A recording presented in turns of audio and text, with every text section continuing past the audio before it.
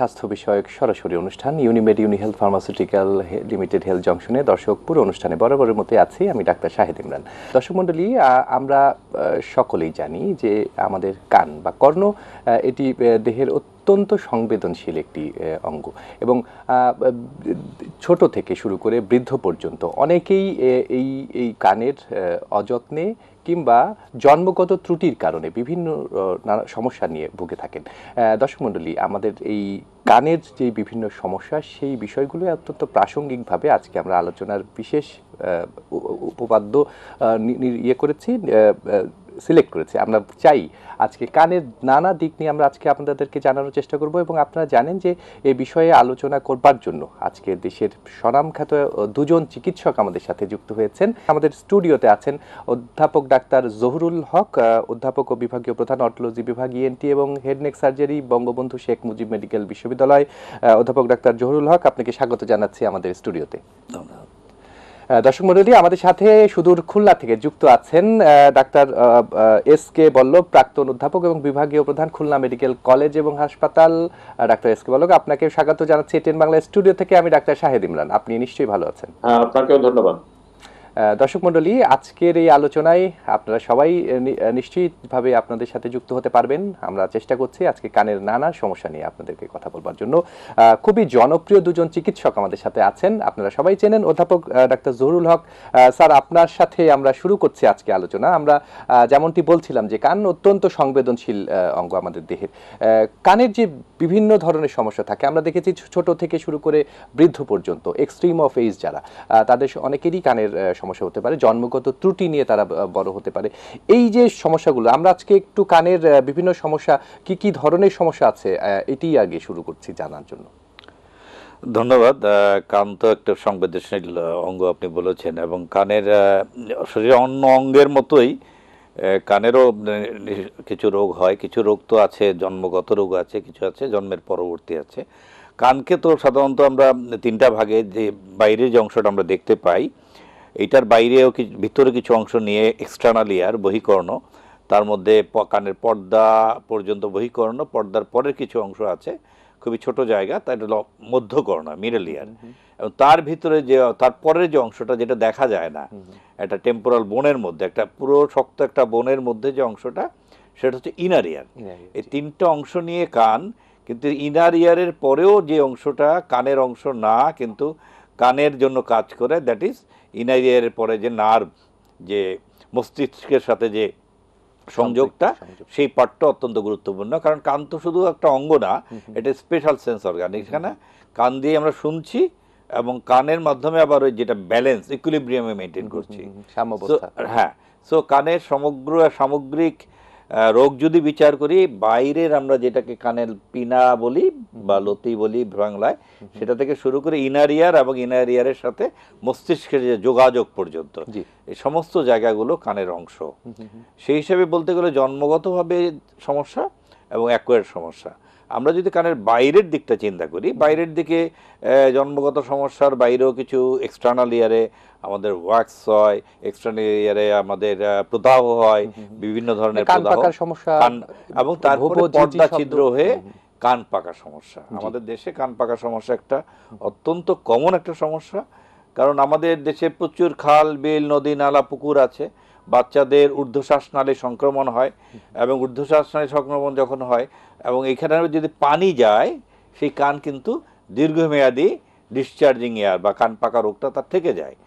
এবং আমাদের কানে কম শোনা রোগীদের বাংলাদেশের অর্ধেক অংশে কিন্তু কান পাকার জন্য, আর বাকি অংশগুলো বিভিন্ন রোগের কারণে, কিছু জন্মগত, কিছু ওই স্যানাইলের কথা বলছেন, বয়সজনিত কারণে কিন্তু কম শোনা হয়, আর জন্মগতভাবেও অনেকে কম শুনে বা একেবারে বধির হয়ে আসে।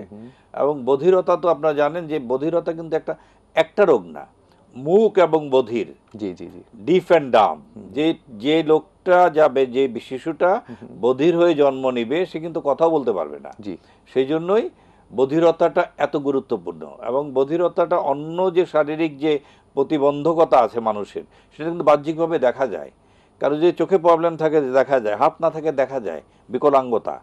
কিন্তু বধিরতা এমন একটা জিনিস যেটা কিন্তু দেখা যায় না এবং সহজে কেউ বুঝতে পারে না, এবং এটা বোঝার জন্য আমাদের ওই পরিমাণ অ্যাওয়্যার হতে হবে। এটা আমাদের একটা গুরুত্বপূর্ণ মেসেজ। ধন্যবাদ স্যার, খুব চমৎকার করে আসলে বলছিলেন কানের সম্পর্কে।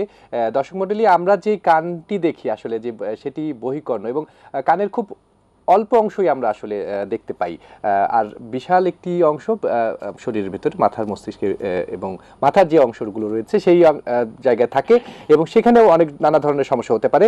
আমাদের সাথে খুলনা মেডিকেল কলেজ হাসপাতালের প্রাক্তন অধ্যক্ষ এবং বিভাগীয় প্রধান ডাক্তার এস.কে. বল্লভ আমাদের সাথে আছেন। স্যার, আপনি আমাদের সাথে শুধু খুলনা থেকে যুক্ত হয়েছেন। আমাদের অধ্যাপক ডাক্তার জহুরুল হক উনি বলছিলেন কানের বিভিন্ন সমস্যা। আমরা একটু ঢাকার বাইরের চিত্র জানতে চাই, আপনাদের কাছে আসলে কি ধরনের কানের সমস্যা নিয়ে রোগীরা সাধারণত আসে, আমরা একটু মোটা দাগে যদি জানতে চাই। হ্যাঁ, আপনাকে ধন্যবাদ, এবং আমি ধন্যবাদ জানাই আমার অত্যন্ত প্রিয় ভাজন ডাক্তার জহুরুল হক। সে খুব সুন্দরভাবে সংক্ষেপে বর্ণনা করেছে। তো আমি যেটা বলতে চাই যে কানের যে সাধারণ রোগ থেকে কঠিন রোগ পর্যন্ত আছে। এখন আমার যেটা বক্তব্য সেটা হলো যে সাধারণ রোগগুলো, খুব জটিল জটিল কানের রোগগুলোকে চিকিৎসা করতে গিয়ে অনেক সময় আমরা দেখি, বিশেষ করে মফস্বল এলাকায়, উপজেলা পর্যায়ে, ডিস্ট্রিক্ট পর্যায়ে, যেখানে নাক কান গলা বিশেষজ্ঞের অভাব আছে, সেই সব জায়গায় দেখা যায় যে চিকিৎসার ক্ষেত্রে অনেকটা বিভ্রাট ঘটে, এবং খুব সাধারণ সাধারণ সমস্যা যেটা লোকেরাও মনে করে, যেমন ধরুন এই যে প্রত্যেকের ঘরে কটন বাড আছে এবং প্রত্যেকেই কিন্তু কান পরিষ্কার করতে থাকে। এই পরিষ্কার করতে গেলে আমি যদি একটু বলতে চাই যে আমরা বহিকর্ণ, কানের যে তিনটা অংশ জহুরুল হক বলেছে তার একটা অংশ হলো বহিকর্ণ। তো বহিকর্ণের মধ্যে কিন্তু ওয়াক্স জমে, এবং বহিকর্ণটা একটা টিউবের মতো। এখন আপনি দেখুন, একটা টিউবের ভিতরে যদি ময়লা জমে, যেটা ওয়াক্স, যেটাকে আমরা সাধারণ বাংলায় খৈল বলি, সেইটা যদি একটা স্ট্রেট কটন বাড দিয়ে আপনি পরিষ্কার করতে যান, তাহলে কোনোভাবেই কিন্তু সেই ওয়াক্সটা পরিষ্কার হবে না। সেটা আস্তে আস্তে ওই কটন বাডের মাথায় টিপে একটুখানি দাগ করবে, আর ভিতরের অংশটা কিন্তু আরো ডিপার পার্ট অফ দি, মানে এক্সটার্নাল অডিটরি ক্যানেলের যে টিউবটা, সেই টিউবের অনেক ভিতরের দিকে গিয়ে ওটা ইম্প্যাক্টেড হবে। এটা একটা সাধারণ সমস্যা, কিন্তু এই সাধারণ সমস্যাটা আমাদের জনগণ নিজেরা নিজেরা চিকিৎসা করতে গিয়ে, নিজেরা নিজেরা কান পরিষ্কার করতে গিয়ে আমরা কমনলি যে সমস্যাটি আমরা পাই সেটা হলো কানের ইনজুরি, তার সঙ্গে পাই কটন বাডের টিপ কানের মধ্যে ফরেন বডি হিসাবে থেকে যাওয়া। এবং এটা সকল প্র্যাকটিশনাররাই প্রত্যেক সপ্তাহে অন্তত 2-3টা করে রুগী এরকম পাওয়া যায় যে কি সমস্যা হলো কানের ভিতরে কটন বাড আটকে আছে। এটি একটি সমস্যা। আপনি যদি ঢাকার রমনা পার্কে যান, তাহলে আপনি দেখবেন যে প্রফেশনাল ইয়ার ক্লিনার আছে, যাদেরকে ট্রাডিশনাল হিলার বলি বা কোয়াক ডাক্তার বলি। আপনারা রমনা পার্কে সকালবেলা যদি প্রাত ভ্রমণে যান, তাহলে দেখবেন যে গলায় একটি ব্যাগ ঝুলিয়ে ওর মধ্যে অনেক কিছু যন্ত্রপাতি, এমনকি মাথায় হেডলাইট, যেটা নাক কান গলার ডাক্তার সাহেবরা ব্যবহার করেন, এই কান পরিষ্কার করে। অনেক লোক খুব আরামে, খুব একেবারে ঘুম এসে যায়, খুব আরাম করে কান পরিষ্কার করছে। কিন্তু এই এদের হাতে এই কান পরিষ্কার করতে গিয়ে কত মানুষের যে কানের পর্দা ক্ষতিগ্রস্ত হয়, কানের পর্দা ছিদ্র হয়েছে, সেটা কিন্তু আমরা জানি না। এবং এই কান চুলকালে দেখবেন যে মানুষের খুব আরাম লাগে। এর কারণ কি? কানের মধ্যে কিন্তু একটি নার্ভের একটি ব্রাঞ্চ আছে, ভ্যাগাস নার্ভ। এই নার্ভটি হলো শান্তি প্রদায়নী নার্ভ।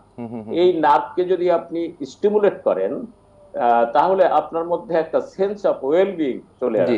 যেমন কি কান চুলকালে দেখবেন যে একটা আয়েশের ভাব চলে আসে। এই আয়েশের ভাব করতে গিয়ে ধন্যবাদ। আপনি খুব চমৎকার একটি বিষয় ডক্টর এস.কে. বল্লভ, আপনি খুব চমৎকার একটি বিষয় উপস্থাপন করেছেন। এবং এই যে কানের যে নার্ভটির কথা বলছিলেন, সেটি চুলকালে খিদাও আসে।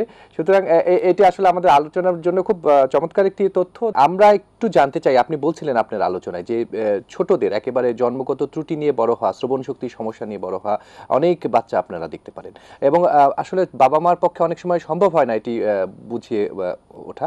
আমরা অনেক সময় দেখছি যে ডিলেড স্পিচ হয়, ডিলেড, সে তার বাবা মার সাথে ইন্টারাকশনটা হচ্ছে না, সংযোগটি হচ্ছে না। এইসব ক্ষেত্রে আসলে আমরা আগে জানতে চাই যে জন্মগত ত্রুটি নিয়ে যে বাচ্চাগুলো জন্ম নেয়, তাদের এই ডেফনেস যেটি, এই সমস্যাটি আমরা কিভাবে বুঝতে পারবো? আমাদের দেশে একটা বিশাল অংশ বাচ্চাই কিন্তু জন্মবধির। আচ্ছা। এবং এই আমাদের ন্যাশনাল সার্ভে 16 সালে যেটা হয়েছিল তাতে দেখা গেছে যে 1 to 2% চিলড্রেন কিন্তু এর মধ্যে। এখন আমাদের তারপরে সার্ভে হয়নি, আর আমাদের নানান কারণে এটা নিউনেটাল বা হিয়ারিং যে স্ক্রিনগুলো আছে, স্ক্রিনিং মূল্যায়ন, এই স্ক্রিনিংগুলো হয় না বলে হয়তো আমরা জানি না। তবে সাধারণভাবে যেটা আমরা জানি, কোনো বাচ্চার মা যদি বলে 1 বছর বয়সের বাচ্চাকে যে আমার বাচ্চা শুনে না, তখন ধরে নিতে হবে শুনে না, যতক্ষণ পর্যন্ত এটা আমরা প্রমাণ করতে না পারি যে শুনে। জি জি। সুতরাং বাচ্চার মা বা প্যারেন্ট যখন বলবে শুনে না, আমরা ধরে নেব শুনে না। এখন জন্মবধিরদের কিছু কারণ কিন্তু যোগ্য, প্রতিরোধযোগ্য। আচ্ছা। যেমন বাচ্চা যখন মায়ের পেটে থাকে তখন কিছু ইনফেকশন যদি হয়, টর্স ভাইরাসের কথা জানি আমরা, টক্সোপ্লাজমা, রুবেলা, এই ইনজেকশনগুলো যদি, এই ভাইরাসের ইনজেকশনগুলো আমরা যদি দিতে পারি, এবং বাচ্চা প্রসবকালীন সময় যদি জটিলতা না হয়, যখন প্রসবকালীন সময়টা, যখন ডেলিভারি টাইমটা যদি সেই সময়ের আঘাতের জন্য কিন্তু বাচ্চার বধিরতা হতে পারে। এবং জন্মের পর জাস্ট আফটার বর্ন, জন্মের পরও নানান কারণে বাচ্চার যদি জন্ডিস হয়, বাচ্চার যদি ব্রেনের প্রদাহ হয়, মেনিনজাইটিস হয়, তার কারণে কিন্তু বাচ্চা জন্মবধির হতে পারে। জন্মবধিরদের, যেটা আমি প্রথমে বলেছিলাম, বধিরদের সমস্যা শুধু বধিরতা না, বধিরতার কারণে কিন্তু সে কোথাও মুখও থাকবে, ডিফ অ্যান্ড ডাম্প একসাথে চলবে। তাই এই জন্মবধির বাচ্চাগুলো যে পরিবারের জন্য যে বার্ডেন তা তো না, এটা কিন্তু burden for the society, for the community, also for the nation. একটা বিশাল অংশ বাচ্চা, তাদেরকে আমরা রিহ্যাবিলিট করতে হচ্ছে, পুনর্বাসন করতে হচ্ছে, এবং এদেরকে যদি আমরা প্রতিরোধ করতে পারি, এবং এখন আমাদের মাধ্যমে আমাদের টেকনোলজি ডেভেলপ করে গেছে, এবং বাংলাদেশ সরকার 2010 সাল থেকে যারা জন্মবধির তাদের জন্য ককলিয়ার ইমপ্ল্যান্ট একটা প্রোগ্রাম চালু করেছেন। এই প্রোগ্রামটার মাধ্যমে বঙ্গবন্ধু শেখ মুজিব মেডিকেল ইউনিভার্সিটিতে আমরা 2010 সাল থেকে আমরা এই কাজ করে চালিয়ে যাচ্ছি। এখন আমাদের বাইরেও ঢাকাতে 2টো সেন্টার এবং চিটাগাং এবং সিলেটে এটা হচ্ছে সরকারের সমাজ কল্যাণ মন্ত্রণালয়ের অর্থায়নে। আমাদের বঙ্গবন্ধু শেখ মুজিব মেডিকেল বিশ্ববিদ্যালয় ইতিমধ্যে আমরা 708 জন শিশুকে এই ককলিয়ার ইমপ্ল্যান্ট সার্জারি করে তাদের ইমপ্ল্যান্ট বসিয়ে দিয়েছে, এবং এদের মধ্যে 600 জনের উপরে অলরেডি তারা ভাষা শিক্ষা গ্রহণ করেছে। এবং তাদের মধ্যে আরও বলতে পারি, যারা প্রথম দিকে যাদের হয়েছে 11-12 সালের দিকে, তারা কিন্তু সাধারণ স্কুলে যাতায়াত করছে, তারা সকলের সাথে মিশছে, তারা এক্সট্রা কারিকুলার অ্যাক্টিভিটিস করছে, কেউ কবিতা পড়ছে, গান গাচ্ছে, নাচ, বক্তৃতা দিচ্ছে, মানে একটা সাধারণ মানুষ যা যা করে, মানে স্বাভাবিক কার্যক্রমগুলো আবার ফিরে আসে, মেইন স্ট্রিমে তারা মিশে যাচ্ছে। এবং এটা সরকারের একটা যুগান্তকারী পদক্ষেপ, এবং অত্যন্ত এই পদক্ষেপের কারণে এই বাচ্চাগুলো, এটা অনগোয়িং, এখনো চলছে। এবং আমাদের সেন্টারে আমরা 7 জন সার্জন আমরা এই সার্জারিটা করে থাকি। এবং সার্জারি পরবর্তী যে ধাপগুলো, ভাষা শিক্ষার অডিটরি ভার্বাল থেরাপি বলি আমরা, এই থেরাপিও আমাদের সক্ষমতা হয়ে গেছে, এবং থেরাপিটাও আমাদের পর্যাপ্ত লোকবল আছে, তারা প্রশিক্ষিত থেরাপি দিয়ে যাচ্ছে। একটা জিনিস এখানে একটু বলি, যে জন্মবধিরদের জন্য যে শুধু সার্জারিটা করে দিলেই কিন্তু তারা ওভারনাইট, রাতারাতি কিন্তু সবকিছু শিখে ফেলবে না, সেটাই বলছি। তাদেরকে পরবর্তী ধাপে পরিবার, অভিভাবক এবং বাবা মাদের একটা দীর্ঘমেয়াদী বাচ্চাকে প্রশিক্ষণ দিতে হবে, মানে একটা যত্নের মধ্যে রাখতে হবে, তাদের একটা নিবিড় যত্ন, তাদের একটা তাদের প্রতি যেন চর্চাটি ভালো হয়, এবং তারা যেভাবে লেখাপড়া করছে, তাদের অ্যাক্টিভিটিস সবকিছু যেন সঠিকভাবে হয় সেটি করা। এবং স্কুলের টিচারদেরও বোধহয় বেশ কিছু ভূমিকা আছে। এটা প্রাথমিকভাবে তাদেরকে আলাদাভাবে আমরা ভাষা শিক্ষা দিচ্ছি, কিন্তু আমাদের টার্গেট তারা আলটিমেটলি মেইন স্ট্রিম স্কুলে ভর্তি হবে, এবং তারা হচ্ছেও তাই। অর্থাৎ অনেকেই ধারণা করে না এরা স্পেশাল চাইল্ড, এদেরকে আলাদা করে করতে হবে, মানে একটা সামাজিক ট্যাবু, আমাদের একটা সোশ্যাল ট্যাবু। কিন্তু হ্যাঁ, ট্যাবু তো দূর হতে একটু সময় লাগবে, তবে এই ট্যাবু যে একটা ডিসেবল হলেই যে সে একটা ডিসেবল স্কুলে পড়তে হবে, নট দ্যাট। তাকে যদি সময় মতো আমরা চিকিৎসা দিতে পারি, প্রশিক্ষণ দিতে পারি, থেরাপি দিতে পারি, সে মেইন স্ট্রিমে সব ধরনের কাজ করতে পারে, সব ধরনের কাজ করতে পারে। অর্থাৎ আপনি যেটি বলছেন এটা বিশাল একটি আয়োজন, এটা একটা প্রোগ্রাম বলা যায়। এই চিকিৎসাটি একটি এমন না যে আপনি কর্মসূচি পরিচালক সেখানে অটোলজিতে, এবং আপনি এই বিষয়টি যেটি বলছিলেন যে সরকারের একটি যুগান্তকারী পদক্ষেপ, এবং আমরা জানি যে আসলে স্মার্ট বাংলাদেশে হচ্ছে, এবং স্মার্ট এই স্বাস্থ্য ব্যবস্থার তার একটি অংশ বলা যেতে পারে স্যার। নিশ্চিত ধন্যবাদ স্যার। আমরা ডক্টর এস.কে বল্লভ, আপনারা শুনছিলাম ককলিয়ার ইমপ্ল্যান্ট নিয়ে, এবং আমাদের যে দেশে আধুনিক চিকিৎসা ব্যবস্থা অগ্রগতিটি নিয়েই আমরা যথেষ্ট চেষ্টা করছিলাম যে আমাদেরকে দর্শক তাদেরকে বলবার জন্য। ডক্টর এস.কে বল্লভ, আপনি বলছিলেন নানা ধরনের রোগ নিয়ে আমাদের ডাক্তারদের চিকিৎসকদের কাছে আসে। আপনি খুলনায় প্র্যাকটিস করছেন। খুলনাতে আসলে আপনি যেটি বলছেন ঢাকায় রমনার কিছু সিনারিও আপনি আমার চিত্র তুলে ধরেছেন, খুলনাতে আসলে এই ধরনের সমস্যা কতটুকু বলে মনে করছেন? ডক্টর জহুরুল যেটা বললো যে জন্মগত বধিরতা অথবা জন্ম পরবর্তী শিশুদের যে বধিরতা, সম্পূর্ণ বধিরতা, সেইটার চিকিৎসার ক্ষেত্রে বাংলাদেশে একটি যুগান্তকারী পদক্ষেপ যে ককলিয়ার ইমপ্লান্ট প্রোগ্রাম, যেটা বঙ্গবন্ধু মেডিকেল ইউনিভার্সিটি, সেখানে ডক্টর জহুরুল সহ আরো যারা এই টিমের মেম্বার, প্লাস আরো national institute of PNP, Dhaka medical college সহ আরো কয়েকটা সেন্টারে, Sylhet Osmani medical college, Mitford medical college, বিভিন্ন মেডিকেল কলেজ হসপিটালে এই প্রচেষ্টা চলছে, এবং আমি আশা করছি যে অদূর ভবিষ্যতে হয়তো সকল মেডিকেল কলেজগুলোতে এই প্রোগ্রামটা সম্প্রসারিত হবে। কিন্তু আমি আজকের বক্তব্যে যেটা বলতে চাই যে সেটা হলো একটি হাই টেকনোলজিক্যাল ডেভেলপমেন্টের একটা বিষয়, এবং সেই রোগীদেরকে ডিল করা একটি টিম ওয়ার্কের মাধ্যমে। কিন্তু সমাজে অনেক সাধারণ সমস্যা, সেই সাধারণ সমস্যা মানুষ গুরুত্ব দেয় না, অথচ সেই সাধারণ সমস্যা কিন্তু কি জটিলতার সৃষ্টি করতে পারে আমি সেই সম্পর্কে একটু বলতে চাইছি। সেটা হলো, আপনারা জানেন যে কান ছিদ্র করে অলংকার পরার যে প্রবণতা, সেটা আমাদের দেশে আছে, অন্যান্য দেশে পুরুষ লোকেরাও কিন্তু কানে অলংকার ব্যবহার করে, যেটা এই প্র্যাকটিস ওই রকম কমন নয়। কিন্তু এই কান ছিদ্র করতে গিয়ে যে সমস্যা তৈরি হয় সেটা হলো যে কানের যে বহিকর্ণ, যেটাকে সাধারণ বাংলা আমরা কান বলি, বাইরের দিকের যে অংশটা, এখানে একটা নিচের দিকে ইয়ার লোবিউল, কানের যে নিচের দিকে যেখানে কার্টিলেজ থাকে না, এই ইয়ার লোবিউলে পাংচার করা উচিত, পিয়ার্স করা উচিত, ছিদ্র করে অলংকার করা উচিত। কিন্তু আপনি দেখবেন আমাদের সমাজে অনেকেই কানের উপরের অংশে, উপরের দিকে যেখানে কার্টিলেজ বিয়ারিং এরিয়া, সেই এরিয়াতে কিন্তু ছিদ্র করে অলংকার করতে যাওয়া খুবই বিপজ্জনক। কারণ কিলয়েড নামে একটি সমস্যা তৈরি হয়। সেই কিলয়েড যদি ডেভেলপ করে তাহলে আপনার কানের আকৃতি, কানের চেহারা পরিবর্তন হয়ে যাবে, এবং সেইটি চিকিৎসা করা খুবই জটিল একটি প্রক্রিয়া, কারণ এটা চিকিৎসা করে ভালো করাই বলতে গেলে সম্ভব হয় না। আমার কাছে এরকম পেশেন্ট আছে যে সেই রোগীদেরকে এই কিলয়েড অপারেশন করলে দেখা যায় আগে যে অবস্থা ছিল তার থেকে আরো ব্যাপক আকারে, বড় আকারে দেখা দিচ্ছে। এই একটি সমস্যা। আর একটি সমস্যার কথা আমি বলতে চাই, এই রোগীরা আমরা পাই, সেটা হলো ক্যান্ডেলিং, ইয়ার ক্যান্ডেলিং। মানে কানের কোনো ধরনের একটি সমস্যা হলে কানে যে স্বাভাবিক নিয়মে যে ক্ষয় তৈরি হয়, সেইটাতে সাধারণ মানুষেরা বাংলাদেশের প্রত্যন্ত অঞ্চলে বলে সান্নিক হয়েছে। এই সান্নিক শব্দ বলতে তারা বুঝায় যে কোনো ধরনের কানের ডিসকমফোর্ট ফিলিং। তো এখন এই ধরনের যাদের মানে কমপ্লেন, এরা কিন্তু এক শ্রেণীর কোয়াক ডাক্তারের কাছে গিয়ে শরণাপন্ন হয়। তারা ইয়ার ক্যান্ডেলিং করে। ইয়ার ক্যান্ডেলিংটা হলো কিরকম? সেটা হলো কাগজের উপরে মোম গালিয়ে তার ফোঁটা ফোঁটা দিয়ে সেইটাকে আমরা যে ঝালমুড়ি খাই, সেই ঝালমুড়ি ট্রাঙ্কের ঠোঙ্গার মতো তৈরি করে। সেই ঠোঙ্গার যে চেকন অংশটা, সেইটা কানের ছিদ্রের মধ্যে দিয়ে উপরে আগুন ধরিয়ে দেয়। তো এই কাজ করতে গেলে দেখা যায় কখনো কখনো এই জ্বলন্ত মোম, গলিত মোম, সেটা কানের পর্দার উপরে গিয়ে পড়ে, কখনো পুরো কানটা বন্ধ করে ফেলে, এবং সাথে সাথে অনেকের সিভিয়ার হিয়ারিং লস হয়, কারো কারো কানের পর্দা ছিদ্র হয়ে যায়। এখন এই প্র্যাকটিসটি বাংলাদেশের গ্রাম অঞ্চলে কোয়াক ডাক্তাররা করে থাকে।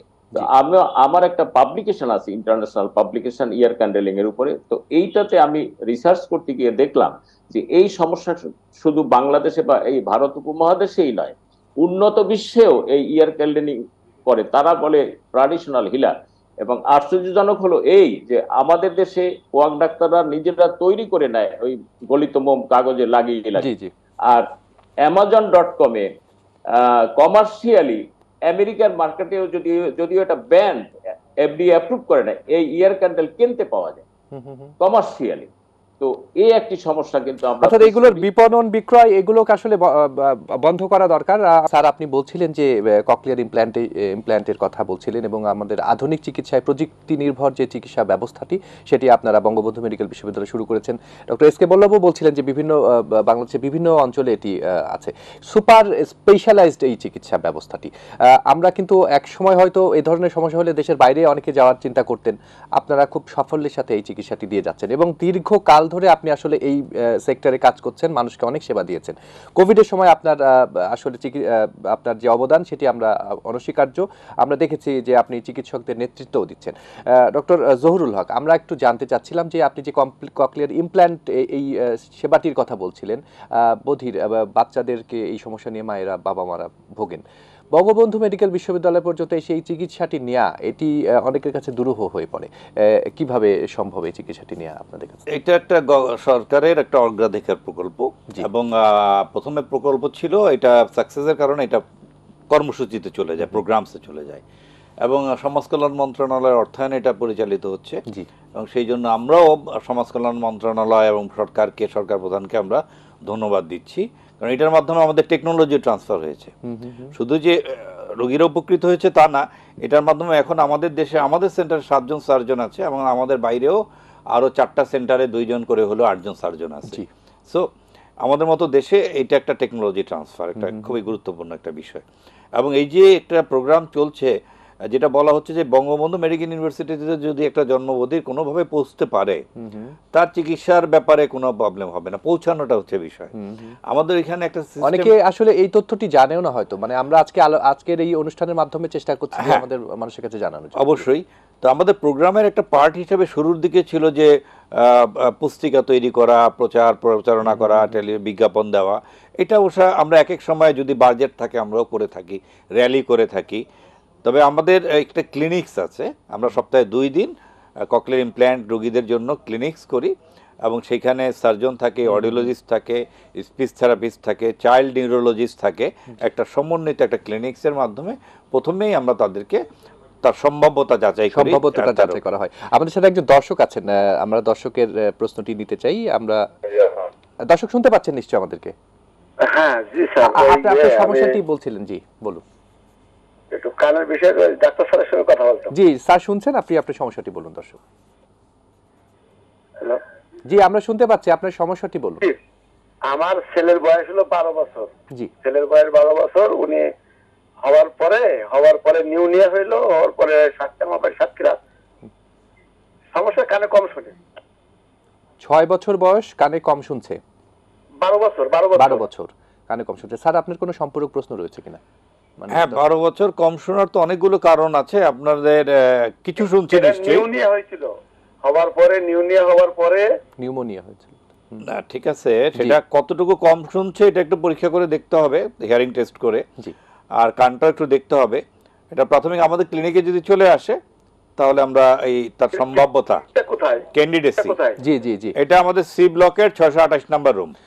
জি দর্শক আপনার প্রশ্নটি বুঝতে পেরেছি, আপনি শুনতে থাকুন, এই বিষয়টি নিয়ে আলোচনা করছি। দর্শকের যে প্রশ্নটি যে তার বাচ্চার বয়স 12 বছর, কম শুনছে, এই ধরনের সমস্যা কিন্তু আমাদের আসলে অনেকেরই থাকে এবং অনেক বাচ্চাদের এই অসুবিধাগুলো মনে হয়।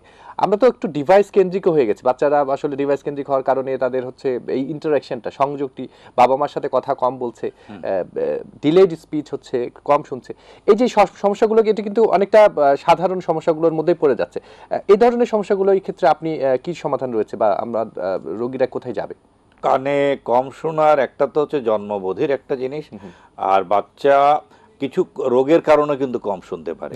সে বাচ্চার যদি অ্যাডেনয়েড অনেক বড় হয়, টনসিল অনেক বড় হয়, তার কিন্তু এই বড় থাকার কারণে তার গলার সাথে নাকের একটা টিউব দিয়ে যোগাযোগ থাকে, সেটা ব্লক হয়ে যায়। তার মিডল ইয়ারে মধ্যকর্ণে পানি জমে, পানি জমে কম শুনতে পারে। সেই পানি জমাটা যদি আমরা চিকিৎসা না করি সেটা ফেটে যেতে পারে এক সময়, ডিসচার্জিং এয়ার কান পাকা নিয়ে আসতে পারে।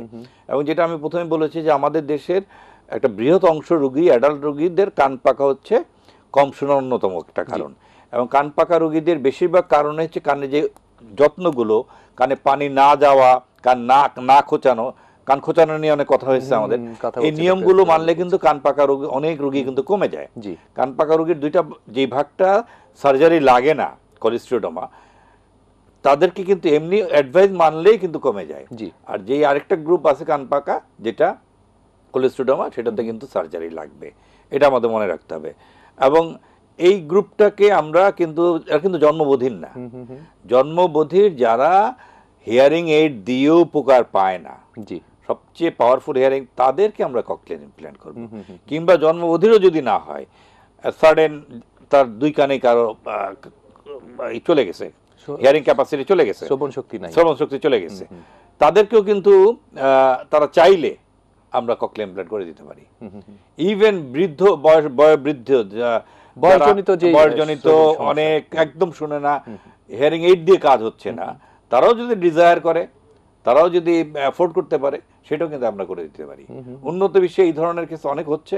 আমাদের দেশে এখনো যেহেতু একটা ডিভাইসটা একটু কস্টলি আর অ্যাওয়ারনেসটাও কম হচ্ছে, কিন্তু কানে কম শোনাটা তো মানুষের একটা ডিজেবল, একটা মানুষ সুস্থ স্বাভাবিক মানুষ, এটা কমিউনিকেশনের জন্য তো শোনাটা খুবই গুরুত্বপূর্ণ।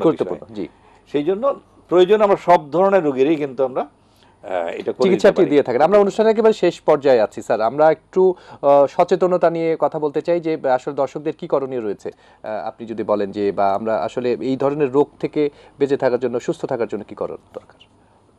আসলে কানের রোগের বৃহৎ একটা অংশ উপদেশ মানলে হয় না, যেটা শুরুতে আমার কলিগ বলেছেন প্রফেসর বল্লভ দা, যে এই যে কানের কটন বাড দেয়া খোঁচানো, কান যে টিউবের মতো, অ্যাজ ওয়েল অ্যাজ এটা কিন্তু একটা বাঁকা টিউব, জি জি জি, একটা এস এর মতো, এবং আপনি কত ভিতরে যাবেন আপনি জানেন না, কিন্তু আমরা হামেশাই দিচ্ছি এবং ওই কান খোঁচানোর একটা বৃহৎ অংশই কিন্তু ফার্দার রোগ নিয়ে আসে, ওইখানে আঘাত হয়, ওইখানে ইনফেকশন হয়। কান পাকা রোগের নিয়ম মানলে অর্ধেক রোগী কিন্তু ভালো হয়ে যায়। জি, বাচ্চাদের যারা ঊর্ধ্বশ্বাসনালীর ইনফেকশনের রোগীগুলির কারণে কানে প্রবলেম হচ্ছে, তাদের যদি অ্যাডেনয়েড আমরা ঠিক মতো দেখি, শিশু চিকিৎসক যারা আছেন তারা যদি তার অ্যাডেনয়েড আছে কি নাই অ্যাড্রেস করেন, তাহলে কিন্তু তার কম শোনাটা অনেক কমে যায়। কারণ একটা বাচ্চা যখন কম শুনে, তার কিন্তু ক্লাসে অ্যাটেনশন কম হয়, অ্যাটেনশন কম হলে কিন্তু তার বুদ্ধিবৃত্তির বিকাশও কম হয়। তো এই জিনিসটা কিন্তু আমাদের গুরুত্বপূর্ণ। কারণ অধিকাংশ রোগ কিন্তু এডুকেশনের মাধ্যমে, নিয়ম মানার মাধ্যমে প্রতিরোধ করা যায়। অসংখ্য ধন্যবাদ। সচেতন থাকবার জন্য কি করণীয় রয়েছে? আমাদের অনুষ্ঠান শেষ করতে হবে। সচেতনতা সম্পর্কে ডক্টর জহুরুল খুব সুন্দরভাবে বলেছে। আমি শ্রবণের যে সমস্যা সেটা সম্পর্কে খুব সংক্ষেপে দুই একটা কথা বলি। যেমন আমার অবজারভেশন হলো যে ইয়াং জেনারেশন এরা কিন্তু এখন কানে কম শুনতেছে। এর কারণ হলো over use of mobile phone.